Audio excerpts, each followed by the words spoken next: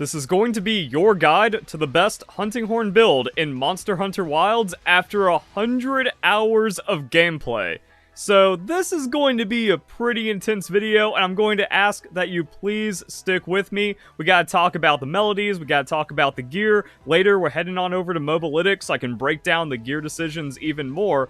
And there's also multiple hunting horn ideas here that a lot of people, they like the Resounding Galahad. I am still a hardened bone horn fan, and it really just comes down to the songs that you want. Defense up is significant on the hardened bone horn, but you do get some other things with the Resounding Galahad. Knockback negated. That's almost as good as defense up in a lot of situations, it feels. That, like, I just tank stuff, and it's pretty crazy. We also have extend all melodies.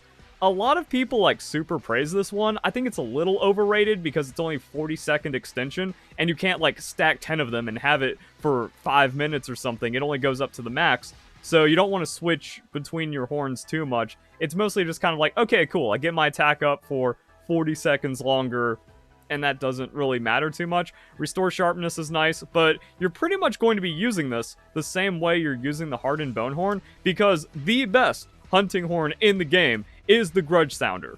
That is what the 100 hours of hunting horn has taught me. There is no reason to not use this weapon, because even when it comes to, like, damage, it's close enough to the Ardean hunting horn, and as much as you might want to make this work, the melodies on the Omiltica are just not that great, and maybe the only use case for the Ardean hunting horn is if you're going for some kind of crazy status stacking like the paralysis, and I'm working on, like, oh, can you get something cool out of blast, or is it just always that the Grudgesounder is better?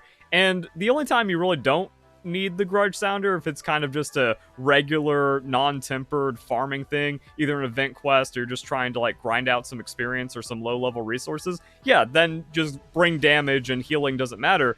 But other than that, it's always just, yeah, you use the Grudgesounder because it keeps everyone at full, they stay in the fight, you don't become a liability either, and this is what people want out of a hunting horn. That when a hunting horn shows up, they just don't want to have to worry about anything. You go to the Ardean hunting horn, and then you're practically trolling because, like, oh, well, you're giving them damage and maybe some restore sharpness, and no, that's not, they don't want any of this. The other people in the group are for the DPS, and I've also done some other builds, like a wide range mega healer build. But if you're doing that, then what's the point of bringing hunting horns? Then you're just like, okay, I'm wide range support DPS, but then you just bring, like, a better weapon, or then you bring status instead of trying to be off damage roll. So that's why it's like, yeah, this, you want to run something like this, either Resounding Galahad or Iron Bone Horde, Grudgesounder Urga, and then just durable but damaging, because the Grudgesounder just does crazy damage, and that's, like, another weird thing about it. So you just want to be durable, supportive, contribute a lot of damage, and this has kind of been the best way I pieced it together, which is also why the Mobalytics breakdown later in the video is going to be, like, really good at showing that. So if you want to know why I'm running level 4 defense boost, that's going to be a little later in the video, but we need to talk about combos.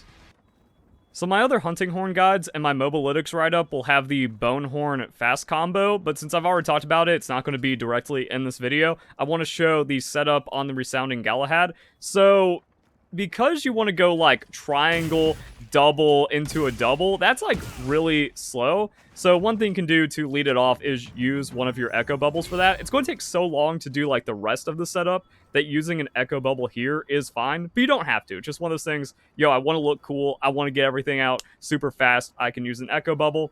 If not, it's going to be, you know, triangle, double, double, and then you go hilt stab. So standing is fastest, and then you go double, double, hilt stab, double into another hilt stab, and then knockback negated. So that's going to give us the attack up, extend melodies, and a knock up negated. So these are going to be the first 3 that we throw out, which means you don't have to do the follow-up attack, you just perform and then get your encore. Now all of that is set up. And then the second combo we do for setup is going to go pretty quick. So you go double, circle buffer, hilt stab, triangle, and then another hilt stab, and then you can do your performance. That's going to give you self-improvement, a restore sharpness, so that's, again, you just being supportive, helping everyone out, then extending all melodies. So this extends your attack up and your knockback negated. As you get in the self-improvement, you put some support for the rest of your team, and that's when you go and you switch into your healing horn. So once you get your healing horn out, the best thing to do is get the earplugs out as fast as possible. So that's going to be overhead, buffered, and then you have 2 buffers in there. And then you can just play this as like a solo thing. Just make sure you get the encore, everyone's set up, and now you have the earplugs. And then that goes into our fast healing combo. So double standing, preferably, and then a hilt stab on that. So double, standing, hilt stab. Now, you can do it moving, but it's a forward smash instead, so that's going to take some time, but as long as you get that hilt stab, you can kind of salvage it and bring it back. So that's going to give you a Melody of Life, and you just want to use it twice for the 2 health recoveries, and then you can just kind of play whatever after that. So now, everyone's going to have everything. They're going to be topped off, and you want to start using your Echo Wave Blunt here, because it's just damage. So now we have Echo Bubbles into Echo Wave setups, or you just go overhead, buffered, and then hilt stab. So that's going to be your fast Echo Wave, and you can just kind of use this as you need. So now it's like healing, everyone's topped off. If you take a hit, if they take a hit, it's Melody of Life inside of the setup, and then you can just kind of keep chaining out everything you need. You get all of your Echo Bubbles, you get all of your hits and setups, and then you can just kind of come in, and then the damage is like surprisingly really good.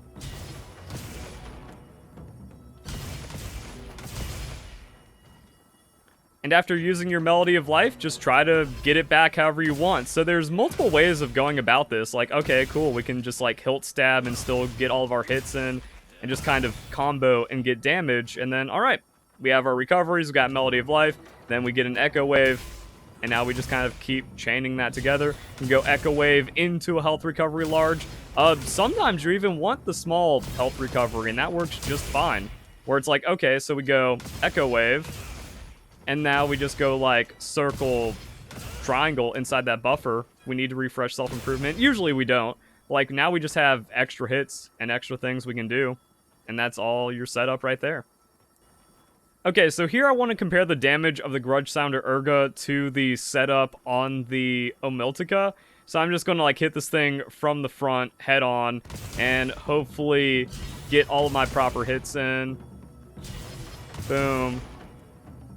Boom. Alright, so that's going to give us around 2,000 damage if we just have like 3 Echo Bubbles into 3 Echo Waves. So let's compare with level 5 attack, level 3 element, and then it's just going to have 3 attack infusions and no reinforcements. So looks like this, where yeah, we just have like a split on the attack, and then we got 350 on the element. What happens if we come in and use this versus the Grudgesounder?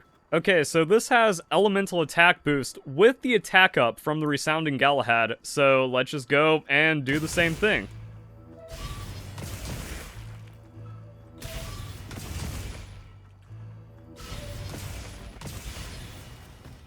$2,072 damage. And here's a post about the weirdness going on with the Echo Waves. So bad news for Element Hunting Horn enjoyers. Element Waves don't seem to scale. So after adding in a mod and doing some testing, it's like, yep, it just does the same element damage. Further testing on the Hunting Horn Discord has proved this. Increasing raw does not increase the element damage that Element Waves do. On a 55 element Ardean Horn, I was only hitting 18 element damage. The Echo Waves have fixed element damage. This means that increasing raw or increasing element won't increase the elemental damage that element waves do. And then a little bit of an extra note, it does scale with certain skills. So if you have damage modifiers or skill modifiers on top of your Hunting Horn, that's going to increase the amount of elemental damage you get out of your Echo Wave, but the raw stats of the horn itself won't do that. And also, I find it odd that the element attack boost songs do not boost the element Echo Wave damage at all.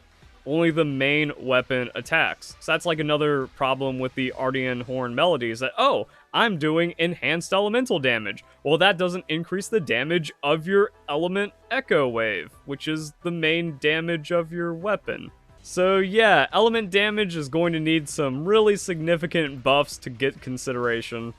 And that goes into my deco decisions, because Razor Sharp at level 3 is going to be a 50% chance of no sharpness loss. Now, we need the Sonorous because, yeah, that gives us the extra Horn Maestro level, so that's going to be longer melodies, it's going to be more healing. That's just really awesome, and I think, and I might be crazy here, there's like a small angle where you might not even need this because you're overhealing so much, and the earplugs just last long enough on the Horn Maestro 1, so you could like take this out for attack if you wanted to. Now, don't mind me, I'm just throwing out ideas here, but you want to get to that level 4 attack, and that can do some, like, really weird stuff where, okay, we put Razor Sharp rank 2. That still gives us a 25% chance at no sharpness loss. Then we go attack 3, attack 1, and that's going to give us attack 4, so that gives us the extra 2%. We're also getting +8, so that's going to be 13 raw, which is pretty good. Yeah, let's not grief and just kind of keep the bonus that we get from Horn Maestro at max. That goes from, like, extending to actually greatly increasing. I'm just kind of saying, like, hey, there's a weird option here to where, like, if you want to just get more damage out of it, it might be possible. But then at the same time, Sharpness is a damage mod. So if you have, like, Razor Sharp Handicraft on this and it just stays in white forever, that's more damage anyways. Also, the Grudgesounder Urga just coming with 40% exhaust power on a blunt weapon is huge. This is really going to matter, and it ends up mattering. It's like, oh wow, this actually just gives more support while having incredible raw damage. Why bring anything else? Let's take a look at our skills. We get max level burst, and we also get rank 1 of burst boost, so we get an extra second to add to the burst duration, which is kind of helpful when it comes to Hunting Horn, and we get a little bit of extra attack. Now, ignore the +1 on the Divine Blessing. That's just kind of how my builds go because, oh, Guardian Ebony braces. That's just 2 burst on the braces. Good luck finding that elsewhere. And then we have the Suja Sash, which I think is busted. You get 3 Deco slots and then maximum Divine Blessing. So that's just really good to have, and you can just put in whatever you want for that. Here we have Counter Jewel, so we max out Counter. We're going to get hit, and then we have 45 seconds of +25 raw, which is insane, and then whatever resistances we want. Then we get level 4 on the defense boost because the defense charm is just raw 4 levels, and that's really good because, oh, 5% defense, 20 bonus defense, and then all elemental resistances +3. Why not have that? You get crazy tankiness for free, which means, oh, you have like a little bit of extra leeway where you can finish off your combo after taking a hit, or not immediately die in some higher level fights. So that's going to be really good. Level 3 Counter-Strike. So yeah, 45 seconds of +25 attack. That's crazy. We find our resistances and just our rank 1 slots that are kind of scattered about. So the Udra Marmail, I did a video about this and a guide about this where, yeah, this is also a really strong set to have, where we get a level 3 and 2 level 1, so you just put whatever. Adapt is good here, that way you don't have to worry about drinking the drinks, but if you're not doing it in those fights, then having Shockproof is good here as well. And then that's where we get our 3rd level for whatever resistance we're fighting. We're fighting Arcveld, it's going to be Dragon Resist. If we're fighting Gormagala, Antivirus is going to be good here.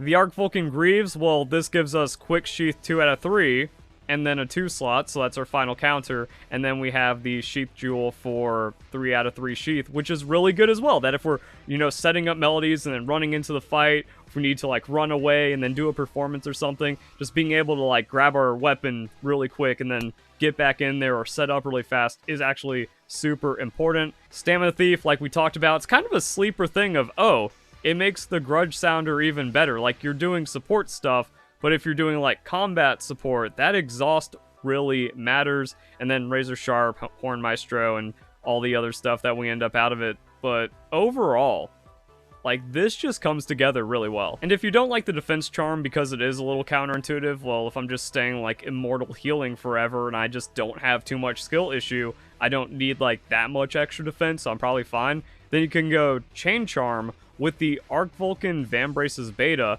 That's going to swap our burst boost into a Arcveld's Hunger. So actually we do get some of that, like, durability back with health regeneration. And then we have 2 level 2 slots, so if you're going to be doing other things. That's the thing about the Grudgesounder, like, you don't have to waste slots on the earplugs. And if you're coordinating with other people, they don't have to waste slots on the earplugs. So I can put some extra stuff in here. Then like, oh, I guess you put some defense in or something else, and then you make up for it. So just kind of like an alternative way you can do this while still preserving a lot of stats. And then it does get a little weird because, oh, the base defense is going to be much higher when it comes to the Arc Vulcan Vambraces because that's just 66 defense. And the Ebony set with the burst, well, that's supposed to be the glass cannon, so it's going to be base 48. So it is whatever you're trading on that burst boost, but if you don't care about this on the defense charm, you can put in a different offensive charm or different charm depending on what you're fighting, and then you can just kind of maintain that power. With the Arc Vulcan Vambraces, that gives you the defense naturally, so it frees up 3 slots that you can just kind of do whatever with.